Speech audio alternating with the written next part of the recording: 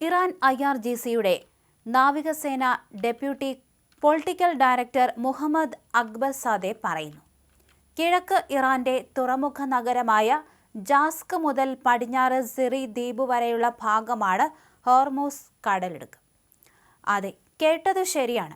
32-48 kilometre മാത്രം വീതിയുണ്ടായിരുന്ന കടലിടുക്ക് ഇപ്പോൾ ഞെട്ടിപ്പിക്കുന്ന 322-483 കിലോമീറ്ററിലേക്ക് വളർന്നു. പഴയതിനേക്കാൾ 10 ഇരട്ടിയിലേറെ വലിപ്പം. ഈ നീക്കം കേവലം ഭൂപടത്തിലെ വരകളിലെ മാറ്റമല്ല, മറിച്ച് ലോകരാഷ്ട്രീയത്തിലെ പുതിയൊരു ഗെയിം ചേഞ്ചർ കൂടിയാണ്. ഇറാൻ US സംഘർഷത്തിലെ നിർണായകമായ ഒരു കളിക്കളം കൂടിയാണല്ലോ Hormuz.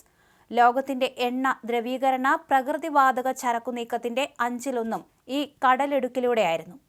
India, Saudi Arabia, Iraq, Kuwait, UAE, Qatar തുടങ്ങിയ രാജ്യങ്ങളെല്ലാം തങ്ങളുടെ ഊർജ ആവശ്യങ്ങൾക്കായി ആശ്രയിച്ചിരുന്നതും ഈ പ്രധാനപ്പെട്ട വഴിയെയാണ്. പശ്ചിമേഷ്യൻ സംഘർഷങ്ങൾക്ക് പിന്നാലെ ഇറാനും USഉം ഇവിടെ ചരക്കുനീക്കം തടസ്സപ്പെടുത്തിയപ്പോൾ കണ്ടതാണ് എണ്ണ വിലയിലുണ്ടായ ആകാശക്കുതിപ്പ്. ബ്രെന്റ് ക്രൂഡ് ഓയിലിന്റെ വില ബാരലിന് $72 നിന്ന് $120 അന്ന് റോക്കറ്റ് പോലെ കുതിച്ചുയർന്നത്. ഒരു ഭൂപടത്തിലെ ചെറിയൊരു മാറ്റം പോലും ലോകരാഷ്ട്രീയത്തിലും സാമ്പത്തികത്തിലും എത്ര വലിയ അലയൊലികളാണ് സൃഷ്ടിക്കുന്നതെന്ന് നമ്മൾ കണ്ടു. ഇറാൻ ഇപ്പോൾ കളത്തിൽ പുതിയൊരു കരു ഇറക്കിയിരിക്കുകയാണ്. ഈ പുതിയ ഹോർമൂസ് ലോകത്തിനു മുന്നിൽ തുറക്കുന്ന വാതിലുകൾ എന്തെല്ലാമായിരിക്കുമെന്നാണ് കാത്തിരുന്ന് കാണേണ്ടത്. അതേസമയം അമേരിക്കയുടെ ഭാഗത്തുനിന്ന് വീണ്ടും സൈനിക പ്രകോപനമുണ്ടായാൽ ആണവായുധ നിർമ്മാണത്തിന് ആവശ്യമായ രീതിയിൽ യുറേനിയം സമ്പുഷ്ടീകരിക്കുമെന്ന് ഇറാന്റെ താക്കീതും.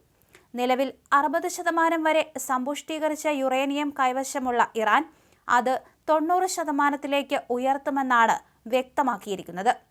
ആണവായുധം നിർമ്മിക്കാൻ 90% സമ്പുഷ്ടീകരിച്ച യുറേനിയമാണ് ആവശ്യമായി വരുന്നത്.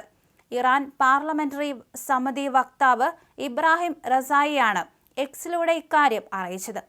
അമേരിക്കയിൽ നിന്നോ ഇസ്രായേലിൽ നിന്നോ മറ്റൊരു ആക്രമണം ഉണ്ടായാൽ യുറേനിയം സമ്പുഷ്ടീകരണം 90% വർദ്ധിപ്പിക്കുന്നത് രാജ്യം ഗൗരവമായി തന്നെ പരിഗണിക്കും. ഇക്കാര്യത്തിൽ പാർലമെന്റ് അന്തിമ തീരുമാനമെടുക്കുമെന്നും അദ്ദേഹം കുറിച്ചു. അമേരിക്കൻ പ്രസിഡന്റ് ഡൊണാൾഡ് ട്രംപ് ഇറാന്റെ സമാധാന നിർദ്ദേശങ്ങൾ തള്ളുകയും ഇരു രാജ്യങ്ങളും തമ്മിലുള്ള വെടിനിർത്തൽ കരാർ പ്രതിസന്ധിയിലാവുകയും ചെയ്ത സാഹചര്യത്തിലാണ് ഇറാന്റെ ഈ കടുത്ത നിലപാട്. കഴിഞ്ഞ വർഷം ജൂണിൽ ഇറാന്റെ ആണവ കേന്ദ്രങ്ങളിൽ അമേരിക്കയും ഇസ്രായേലും നടത്തിയ ആക്രമണങ്ങളിൽ വലിയ നാശനഷ്ടങ്ങൾ സംഭവിച്ചിരുന്നതായി ട്രംപ് അവകാശപ്പെട്ടിരുന്നു. എന്നാൽ ഇറാന്റെ പക്കൽ ഇപ്പോഴുള്ള 400 കിലോഗ്രാമിലധികം വരുന്ന 60% സമ്പുഷ്ടീകരിച്ച യുറേനിയം അമേരിക്കയെയും സഖ്യകക്ഷികളെയും ആശങ്കയിലാഴ്ത്തുന്നുണ്ട്. ആണവ സാങ്കേതിക വിദ്യ സമാധാനപരമായ ആവശ്യങ്ങൾക്ക് വേണ്ടിയാണെന്ന് ആവർത്തിക്കുമ്പോഴും തങ്ങളുടെ സുരക്ഷ അപകടത്തിലായാൽ പ്രതിരോധ നയത്തിൽ മാറ്റം വരുത്താൻ മടിക്കില്ലെന്ന വ്യക്തമായ സൂചനയാണ് ടെഹ്റാൻ നൽകുന്നത്.